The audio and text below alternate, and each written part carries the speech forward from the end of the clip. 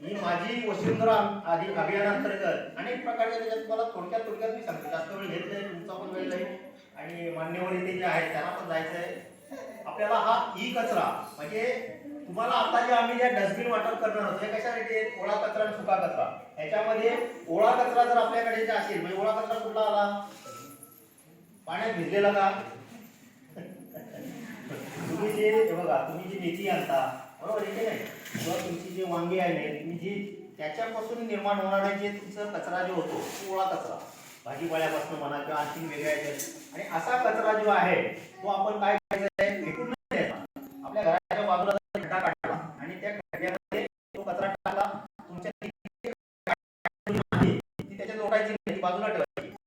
थोडा कचरा टाकला त्याच्यावर थोडीशी बंद टाकली, ऑटोमॅटिक कुजत जाईल.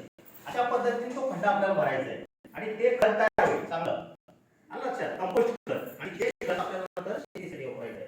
हा सुका कचरा म्हणजे तुमच्या घरातला जो कचरा आहे तो पण आपण कुजवण्याचा प्रयत्न करायचा. फक्त तुमच्या घरातील ज्या बाटल्या असतील किंवा ही वायर आहे, ही वायर तुमची कुजेल का? इसरेल का? याच्या वायर असेल बरोबर की नाही? तर याच्या काय करायचं आहे? बाटल्या असतील, प्लास्टिक असेल, आलं लक्षात? एक साधी गोष्ट सांगतो, आपल्या घरातला जो प्लास्टिक जे आहे, एक बॉटल मध्ये पाणी पिण्यासाठी जी बॉटल आणता, त्याच बॉटल मध्ये तुम्ही बाजारात गेल्यानंतर तुम्ही किती घरात प्लास्टिक पिशवी आणता? वांगी घेतली पिशवी, टोमॅटो घेतली पिशवी, बटाटे घेतली पिशवी, जे जी आयटम आहे त्याला प्रत्येक पिशवी असते बरोबर की नाही? मग ह्या पिशवीला काय करा? हाच कचरा जो घरातला जो आहे त्याच्यात भरायचा ना, पुन्हा फेकून द्यायचा. तसं नाही करायचं. तुम्हाला आम्ही ते शाश्वत एक माणूस जो आहे भंगारवाला, तो दर 15 दिवसात एकदा आपण बोलू. तुम्ही तुमचा कचरा हा तुम्ही साठवून ठेवा. तो कसा करायचा? साधी घरात रिकामी बाटली पाण्याची, त्या बाटलीमध्ये घरातल्या तुमच्या जेवढ्या पिशव्या आहेत त्या पिशव्या त्याच्यात टाकायच्या. तुम्हाला प्रयोग करण्यासाठी माझ्याकडे येईल नाही, म्हणजे तिला गुंडाळायला पिशवीत टाकायची. अशा पिशव्या एका बाटलीमध्ये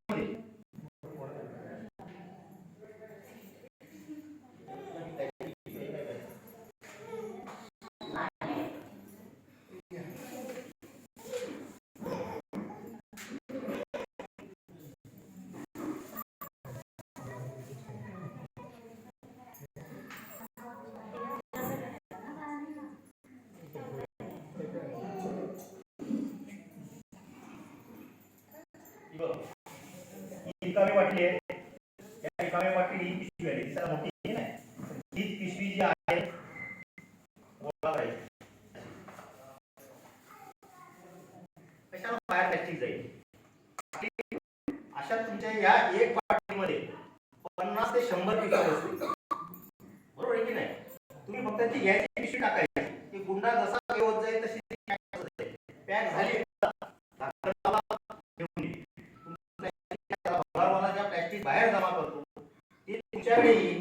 तुम्ही जेवढा साठवून तर आम्हाला ग्रामपंचायतीला फोन करायचा, आमच्याकडे एवढा कचरा बाबा, प्लास्टिकचा कचरा आपल्या जमा झालेले, प्लास्टिकची बॉटल पण जाईल आणि प्लास्टिकच्या पिशव्या पण जातील, एकही तुमच्या दोन्हीवर जाणार. त्याचे मला जे पैसे ते आल्यानंतर प्रत्येकाला वाढ भरवायला येणार आहे. तुमच्या घरात जेवढा कचरा प्लास्टिकचा जमा झाला 10 रुपये भेटतील, 50 रुपये भेटतील, 100 रुपये भेटतील, पण ते भेटतील की नाही?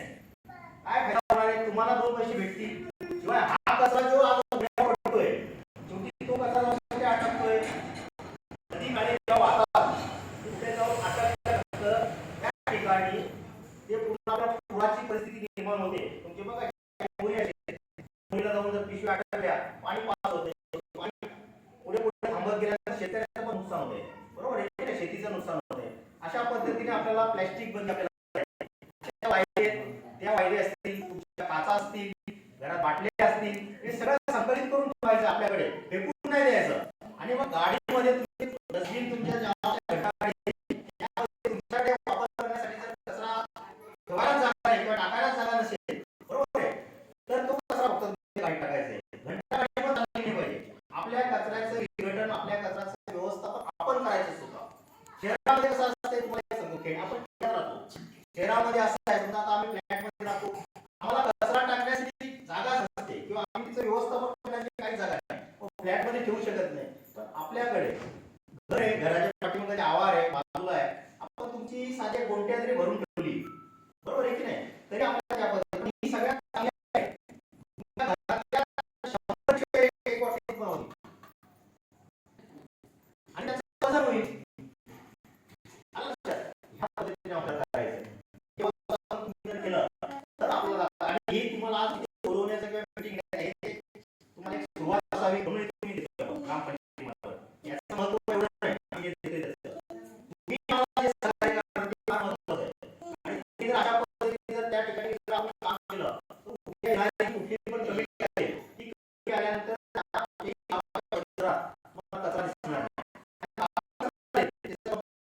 पण प्लॅस्टिक कचरा जर दिसला तर ते पहिले काय करतात, याचा अर्थ तुम्ही प्लॅस्टिक बंदी गावामध्ये केलेली नाही. आपल्याला सगळ्यात महत्त्वाचं प्लॅस्टिक बंदी झाली पाहिजे. शक्यतो बाजारात जाताना आता पिशवी घेऊन जा. पूर्वीच्या काळी जायचंच ना, आपण किराणा भरायला जायचं, जुनी मुले आहेत, पिशव्या घेऊन जायच्या दोन्ही हातात भरून आणायचे. आता आपण रिकामा जातोय आणि तिथे गेल्यानंतर ते पिशवी 100 पिशव्या एक माणूस घेऊन येतो. हे आपल्याला बंद झालं पाहिजे. लक्षात, ही कचरा, हा कचरा जो आहे तो, ही कचरा हा पाण्याचं नायनाट होत नाही. हे कचरा जो आहे तो येणाऱ्या आपल्याकडे घेऊन जातात आणि मग त्याच्यावर प्रक्रिया होते आणि मग त्या कचऱ्याचं दुसरं त्याच्या प्लॅस्टिकचं पण तसंच आहे. तुम्ही प्लॅस्टिक दिलं त्याच्यावर प्रक्रिया होऊन पुन्हा तयार होतं, हे कशावरून तयार होतं. लक्षात, अशा पद्धतीने आपल्याला काम करायचं या ठिकाणी. आणि वायू प्रदूषण टाळण्यासाठी आपल्याला झाडं लावायची आहे, आपल्याला पृथ्वीचं संरक्षण करायचं आहे. त्या पद्धतीने आपल्याला एवढं दिलंय, बरोबर आहे की नाही. जगण्याच्या बाबांचं सगळ्यांनी उदाहरण दिलं. आज परत या वयात हा व्यक्ती डोक्यावर चाप घेऊन कचरा टाकू शकतो, काम करू शकतो. त्याच्या वयाचा विश्रांतीचा नाही आणि शरीर काटक का ठेवलंय, घरात बसून राहत नाही. त्यांना काय सर्व्हिस ते काय पोचणार नाहीत का. पण स्वतःचं शरीर काटक ठेवण्यासाठी आपण स्वतः मेहनत केली पाहिजे. शरीरातून घाम निघाला तरच आपलं शरीर येईल. आम्ही लोक शहरात जातो, आम्ही काय करतो, सकाळी चालायला, संध्याकाळी चालायला जा, का ते शरीराचे देखभाल करण्यासाठी. स्वतः जर काम केलं आपलं शरीर निरोगी राहतं. आणि ते निरोगी ठेवण्यासाठी हे वातावरणातील जे बदल आहेत, 5 तत्व, अग्नी, वायू, जल, पृथ्वी आणि आकाश, बरोबर आहे. हे 5 पंचतत्वावर आपल्याला काम करून ऑटोमॅटिक काम करतात. तुम्ही पृथ्वीचं संरक्षण करण्यासाठी झाडं लावायची. झाडं लावलं म्हणजे वायू होतो, तुमचं वायू तुम्हाला ऑक्सिजन देणार झाडं, बरोबर आहे. त्याच्यानंतर तुमचं ऑटोमॅटिक मुलं जे आहेत त्याची खोडवर बघा, एक आपल्या माझ्यापेक्षा तुम्हाला जास्त कल्पना, मी खेड्यात राहतो, मी पण खेड्यात आहे. झाडं आता हिरवीगार पाणी येते. आपण जेव्हा पाणी फुकट घालवतोय तेव्हा त्या झाडाने जेवढं पाणी साठवून ठेवलं असते त्या खोडामध्ये पाणी खोडामार्फत, त्याच्या मुलामार्फत, ते खोडामार्फत ते डायरेक्ट त्या झाडाला पुरवलं जाते आणि त्यावेळी ती पाणी फुटते. आणि पुन्हा झाडं लावणार नाही, पण तुमच्या पेंडरवर खाट्या तर इथे येण्यासाठी जेवढी झाडाची सावली घेतो आपण, तिथं सावलीला थांबू, त्या झाडाखाली जरा थांबू. पण आपण असा विचार करत नाही का आपल्या घरात, आपल्या परिसरात, आपल्या गावात जर आपण झाडं लावली तर आपल्या गावामध्ये हे वातावरण जे आहे, आकाश, हे या ठिकाणी तुम्हाला शुद्ध हवा मिळणार आहे, बरोबर. वायू शुद्ध मिळणार आहे. वातावरणामध्ये जो बदल होतो, आता कधी पण पाऊस पडतोय, कधी पण आभाळ येते, हे कशामुळे व्हायला लागले. ही सगळी पंचतत्व आहेत, याच्यावर आपण कसं काम करत नाही किंवा आपण त्याचा नायनाट करायला घेत नाही. आणि हे आपल्याला सुरक्षित ठेवण्यासाठीच आपण सगळ्यांनी काम करायचं. आपल्या सगळ्या मिळून जर आपण काम केलं तरच आपण या ठिकाणी एक यशस्वी होऊ आणि गावामध्ये आपली पाणी टंचाई असेल, पाणी टंचाईवर मात करू. गावामध्ये जी उष्णता जी आहे, ही उष्णता जर तुम्हाला आटोक्यात आणायची असेल, भविष्य अशाच पद्धतीने कारण काय झालं, कौलारू घरामध्ये स्लॅबचे बंगले आले. ज्या कौलारू घरामध्ये बसून बघा आणि स्लॅबच्या बंगल्यात बसून बघा, कौलारू घरामध्ये थंड वाटते, कढीपाठ असतो, स्लॅबच्या बंगल्यात स्लॅब एवढा तापतो, तो रात्री 1.5 ते 2 वाजेपर्यंत थंडा होत नाही. तो पण त्या घरामध्ये मग एसी आली. हे आपण तयार केलेलं सगळं आहे. पूर्वीच्या काळी खेड्यात एसी कधी बघितली होती का. आता पैसे आले प्रत्येकाकडे, त्याच्यामुळे शोध झाला तो. पण एसीची हवा आल्यानंतर तो माणूस जो आहे अंग पाच दुखवतो, अंग जळजळ झालाय. आणि किती दिवस तुम्हाला बाहेर झाडच राहिली नाही, तर निश्चित काळांतराने काय होईल ते भाव पिकणार आहे. लक्षात. तर या गोष्टी सगळ्या लक्षात घेऊन आपण सर्व मिळून एक चांगलं काम करू. या ठिकाणी आपण पहिले सगळ्यात महत्वाचं झाडं लावण्याचं काम करू, त्याची बंदी करू.